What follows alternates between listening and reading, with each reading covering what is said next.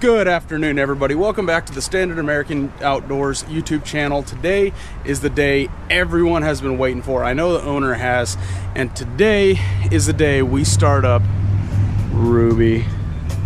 This is update number 3, and hopefully the final one before we start going to lift 33s and a bunch of other outdoor goodies. So today is just been one of those days where I've been out here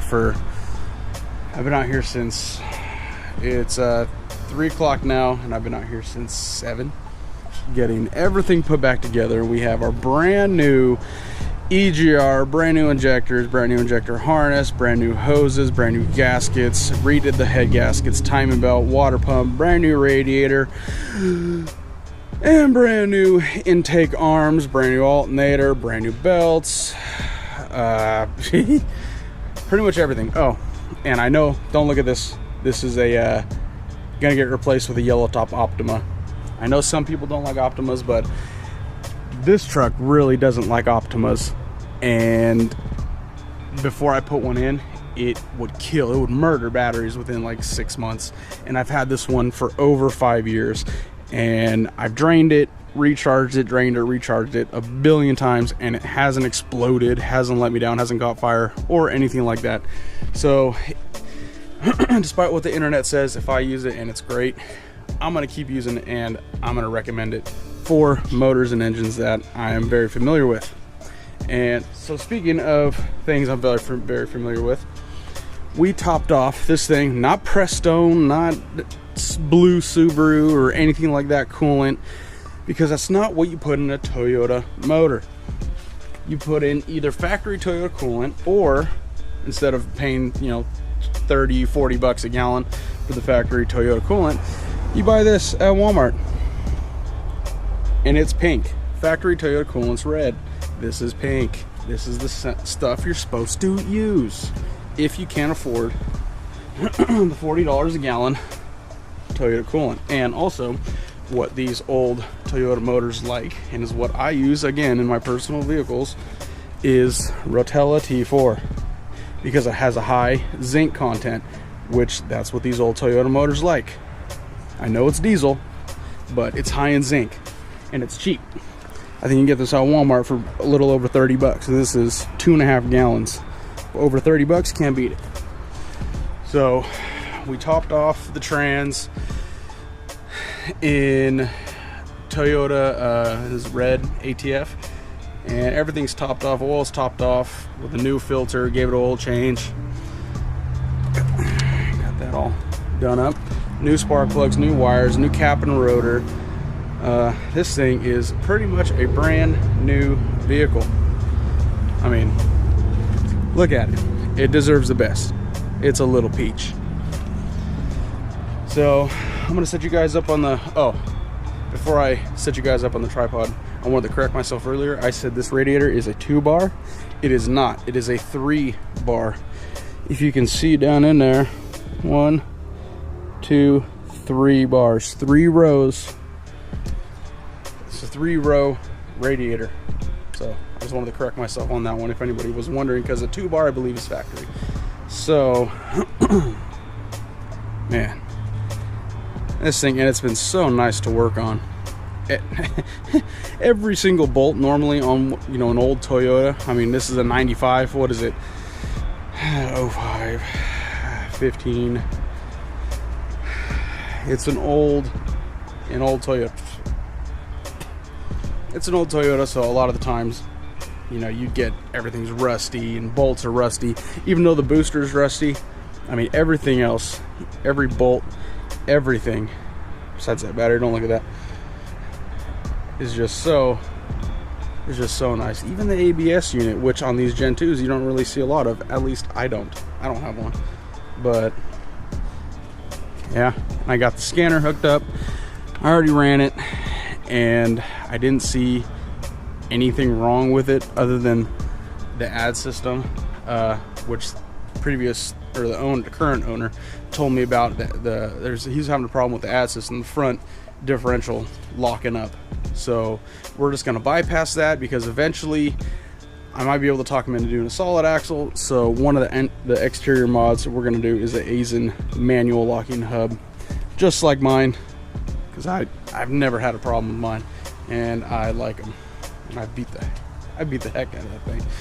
So yeah, I'm gonna set you up on the tripod. We're gonna top off the rest of the coolant. We're gonna put, since the battery's dead, we're gonna put the jumper box on it, and I'm pretty sure the oil's topped off. We're gonna check that, and we're gonna see if we can crank this bad girl up. And now this is its very first startup. This is the very first startup. See the temp? Temp's cold. It's nothing, has not been warmed up, hasn't even cranked yet. So we're gonna top everything off, and we're gonna put you on the tripod. We're gonna top everything off, and we're gonna give it a start. All right.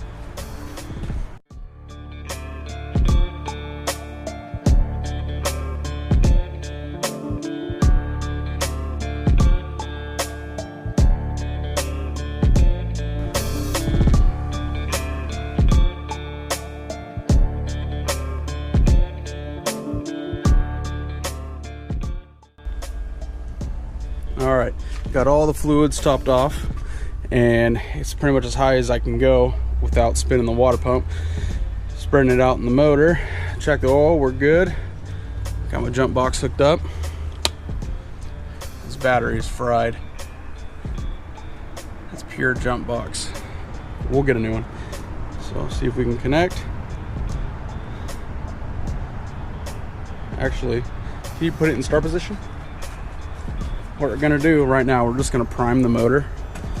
So we're gonna take off the coil so it won't fire. ABS unit running, okay. All right, crank it.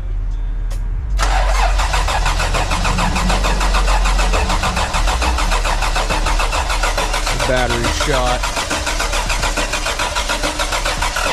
Okay. All right.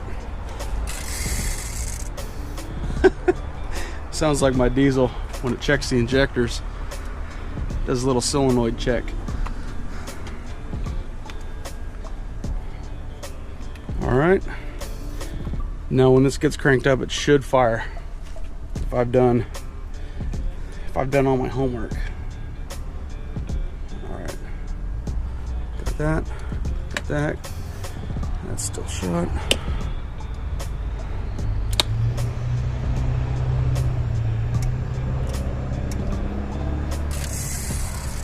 Okay, it should fire. Hit it.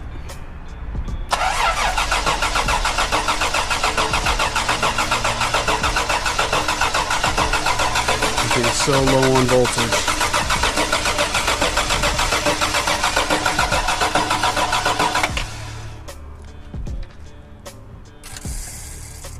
Keep the key on. See if I can get a reading. Try it again.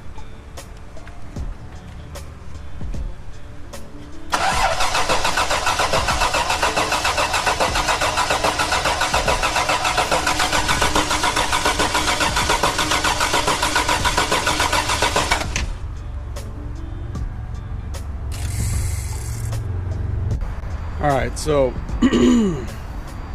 it's turning over. It has 9 volts on crank, and it's not firing. I'm gonna run through the steps. I'm gonna throw a fresh battery in there and see if that works.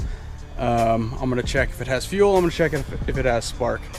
So I'm just gonna rule out fuel. I'm gonna put a little bit of starting fluid in the throttle body there, and if it starts the fire, then it's a fuel issue. So let's see if I can do this on camera. I'm gonna put you guys down for a second.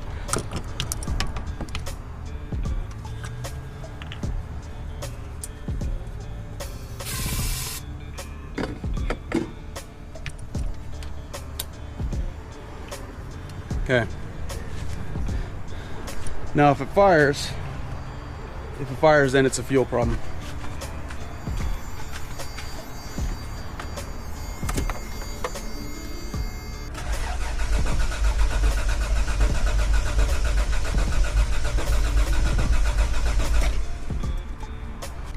This thing is a thirsty girl.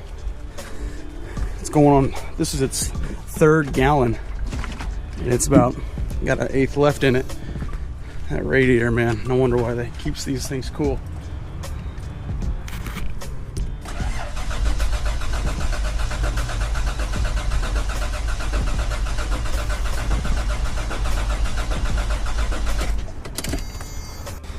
All right, so I checked to see if it had spark. I didn't see a spark on the head.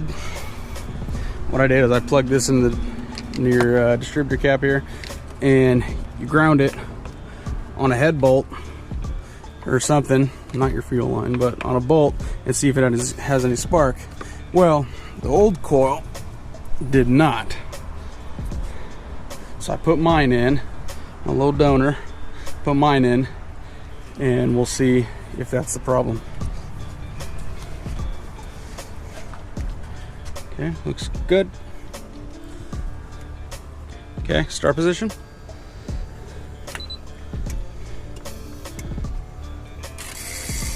Gonna cycle. Okay, go ahead.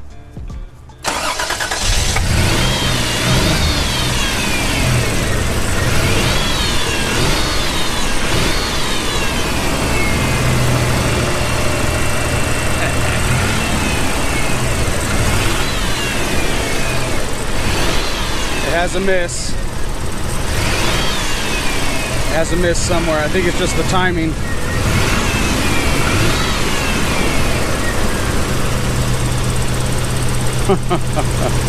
That's what I'm talking about.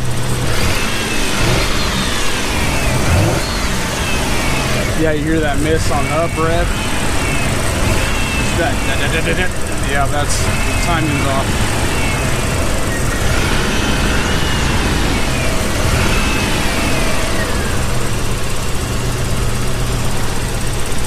Idle's halfway decent.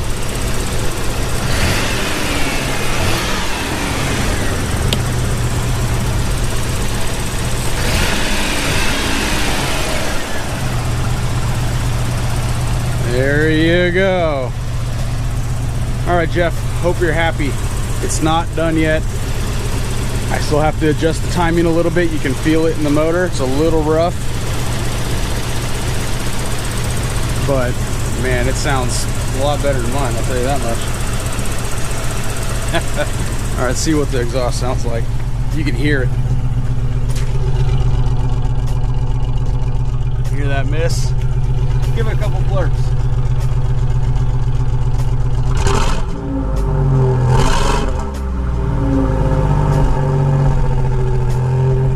Yeah. What? Yeah. Yeah. It's flashing because I have my scanner plugged in.